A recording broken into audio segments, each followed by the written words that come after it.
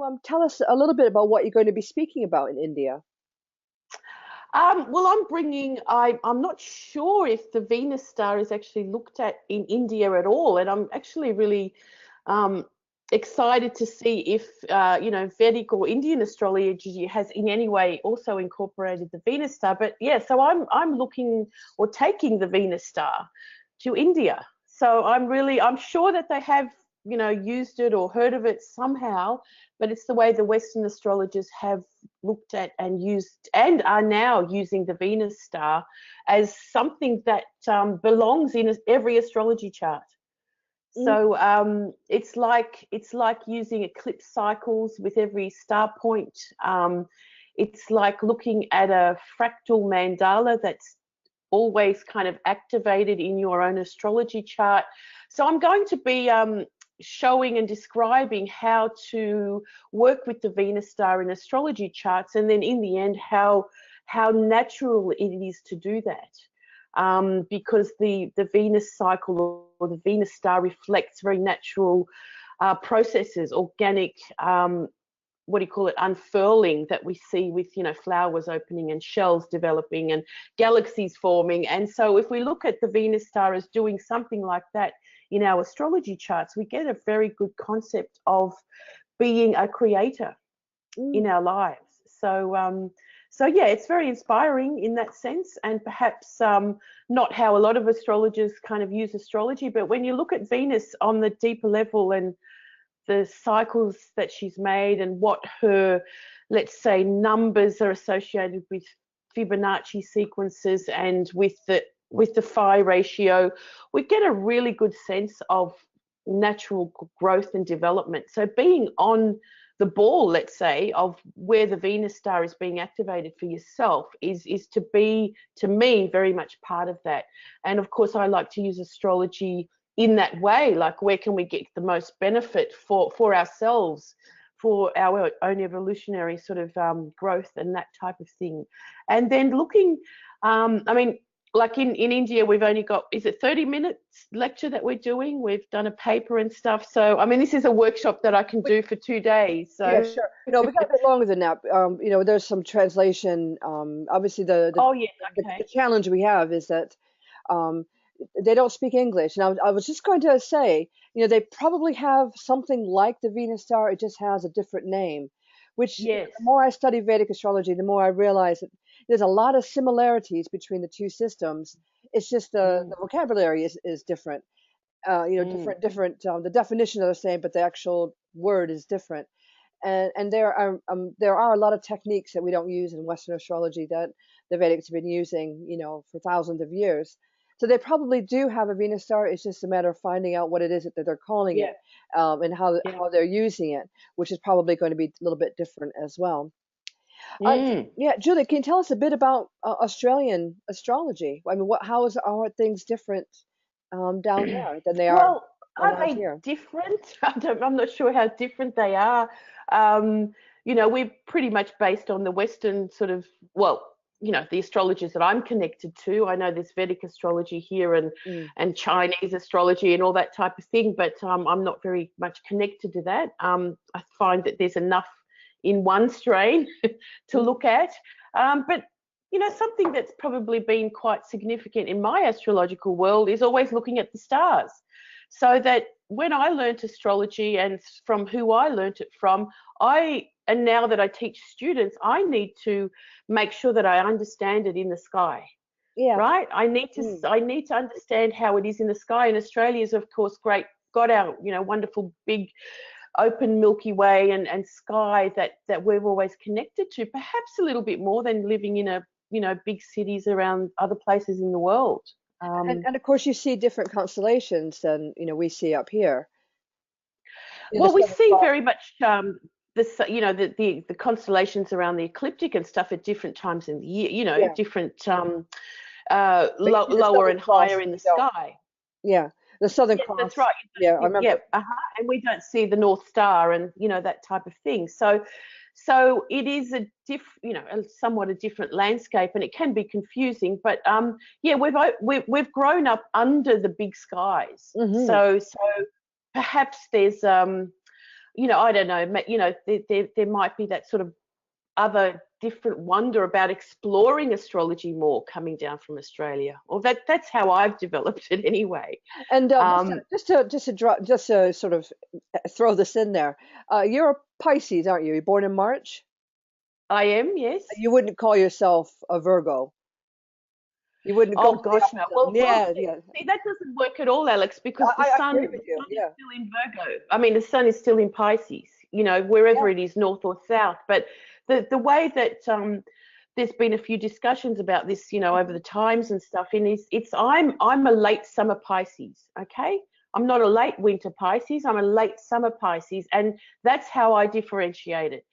So where the season is different, and of course, if we go by more the traditional means that it's northern based Western astrology, Mhm. yeah, we've had to kind of think differently, but I don't see Pisces behaving differently. They've just got a different season attached to them, which is summer or winter or autumn, or like, but it's still Pisces. I'm definitely not a Virgo. And But anyway, that doesn't make sense because the no, it sun's doesn't. not I in agree. Virgo. Yeah. I agree. It's Mm, just obviously, it's a question that comes up quite a bit, believe it or not. When I went Antipodean for the first time, I was in Cape Town, and it was actually something that the northern hemisphere and the southern hemisphere were actually talking about quite a bit, really. mm. How we see the skies, and are we the opposite sign because we're, from the different hemisphere. So it is something that, and I've heard it talked about in various forums as well. So I just wanted to. Um, throw it out there I a little mean bit. yeah, that is a big question again. But when we have the sun in a particular part of the sky, it's not jumping on over the other side because it's a southern hemisphere, Hmm. right?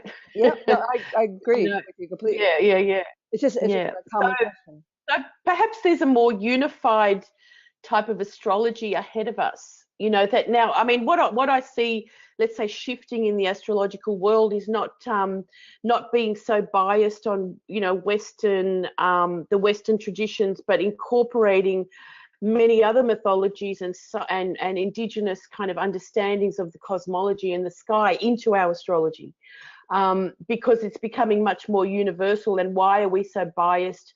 Just for example, with the rise of the goddesses and the asteroids in the use of that in astrology, that because before that we only had two planets that were feminine, the moon and Venus, Hmm. and the rest were masculine planets. And that sort of patriarchal world of astrology is being now somewhat equalized with goddess thinking and that type of thing, because let's think of the world that it developed in and the world that we're still evolving astrology into.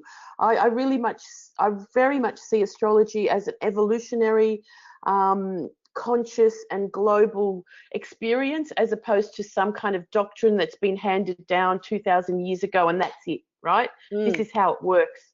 It does not make sense to me that way, because there was a different worldview at the time, and that worldview is constantly being updated. So I find it very sort of ignorant to be only that type of astrologer. But Mm. each to their own. But to me, astrology is much more explorative. What's Yeah, the word? explorative, Explorative than that. Yeah. exploratory. But this is why I'm very excited about this conference in India, because I think it gets us away from the Western centric point of view, and it does open up a very Yeah. interesting side of the world that. And I was just saying to Esan, Western astrologers aren't introduced to Vedic terms until much later in their education, Mm. and there are going to be very unfamiliar terms, Vidaria, the dashas. These are things that they might not be understood. Mm. I think it still comes down to different terminology, same definition, different terminology. But it's interesting to hear you talk about goddess energy in light of all the stuff that's been happening, with all the sexual harassment charges Yep. going on, and about women coming back and taking control of their lives and actually standing up. Yeah. I say too, now, and I know this is your interview, but I just want to interject this as we're talking about it. From the moment we're born, we are conditioned to be either male or female from our name that we're given to the way Mhm. people talk to us, the clothes they put us in, to how we're socialized and the friends that are chosen to play with us. We're conditioned to be male or female. Yep. And, sadly, I see, working with young children, I see an awful lot of, females being taught to respond a certain way to aggression or respond, a certain way. If they're assertive, for example, they're not just assertive, Yep. they're aggressive, which might not, Yep. this coming from a boy, might not be even commented on. But, it's interesting that you picked that up, and we'll be talking about that in India. I think that kind of stuff is always interesting when it happens at a conference, but this conference in India, is in my opinion truly a global conference. Yeah, It's well done, Alex, for gathering everybody together. Be well, amazing. yeah, Yeah. we're not there yet. And not there yet. Yeah, a few months to go. Well, talking about the goddess energy, if we think about the last Venus star point that was made, Venus retrograde in March this year, because as we're talking at the end of 2017 here, it was in Aries.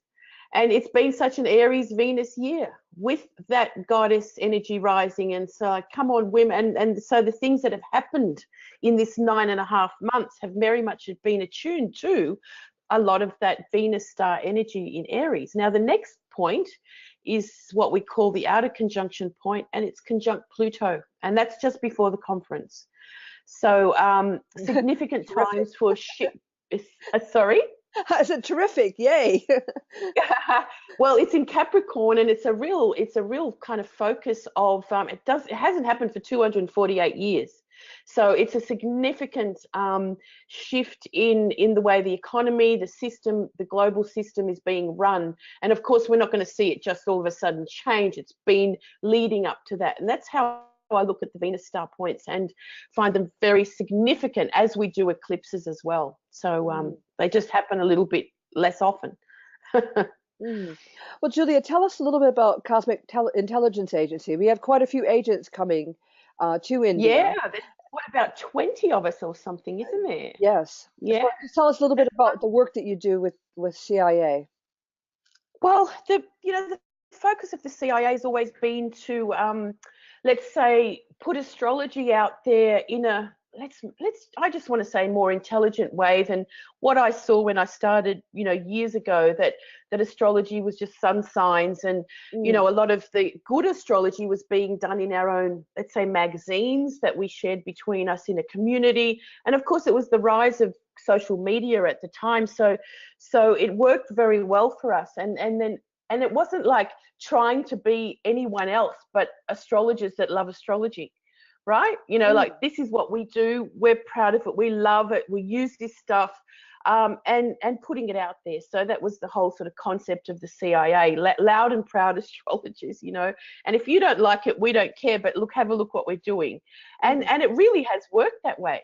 Instead of sort of pandering like we shouldn't do astrology speak because people don't understand it, I always had the idea that, well, you know what, if we don't use our language, and if the language of astrology doesn't become, let's say, accepted and understood, then it's never going to go further.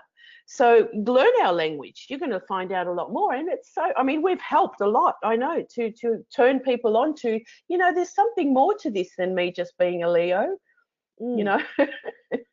Mm. And now, of course, there's a lot more of that everywhere, and it's really great to see in that sense, because people are learning, okay, from all sorts of sources, online material that wasn't around before. I mean, there's the positive in that, there's the very positive in that, but there's also, perhaps a shadow side to that, where people are becoming astrologers without much, kudos or credence behind what they've gathered, with, information from all over the place without some kind of structure. Thank you so much for this interview, and I hope that gets people thinking and curious about the Venus star. And I'll see you in India. Thanks, Alex. All the best with the rest of the organization, and see you in January. See you soon, Julia. Wonderful.